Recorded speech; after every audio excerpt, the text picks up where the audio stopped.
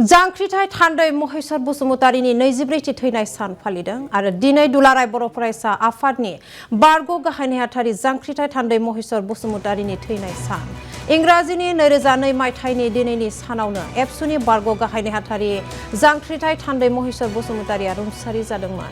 रौतानि children पार्कआव जांख्रिथाय थान्दै महेश्वर बसुमतारीनि 24थि थैनाय सानखौ रौता दखरा एबसुआ फालियो आरो दुलाराय बर' फरायसा आफादनि फिरफिलाखौ ससे बिरहोनानै आरो जांख्रिथाय थान्दै महेश्वर बसुमतारीनि मुसुखायाव बिबार बावनानै रुंसारि सानखौ फालिनाय जायो। दोलो आफाद बासियालासिनो रुंसारि सान फालिथायाव बयखौबो बाहागो लानायखौ नुनो मोननाय जादों। जांख्रिथाय थान्दै महेश्वर बसुमतारीनि बिसि जनेश्वरी बसुमतारीया रुंसारि सान फालिथायाव बाहागो लानानै बिबार बावो। हाबाफारियाव बाहागो लानानै मिरु एबसुनि नेहाथारि आनन्द दैमारिनि बिबुंथि।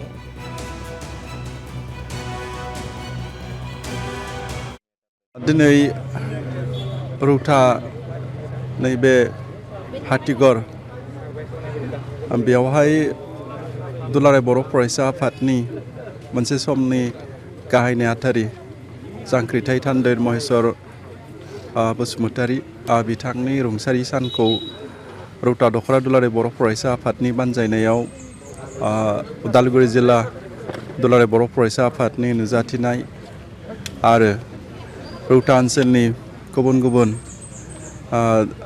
हानजानि दैदेनगिरि बिथांमोननि नुजाथिनाय आरो बे ओनसोलनि मेलेमजिबि बिथांमोननि नुजाथिनायाव आरो न'खरनि बाय बाहागि आरो असे बिसि बिथांनि नुजाथिनायाव दिनै 24 बोसोर जे महेश्वर बसुमतारी बिथांनि रुंसारि सानखौ फालिनाय जादों।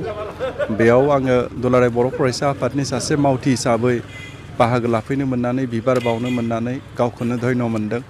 मानो होनब्ला जोंनि दिन्थिगिरि लामा दिन्थिग्रा गेदेमा बिथांमोनखौ जों अरायसम दुलाराय बर' फरायसा आफादा मान होयो आरो होलांबाय थानांगोन।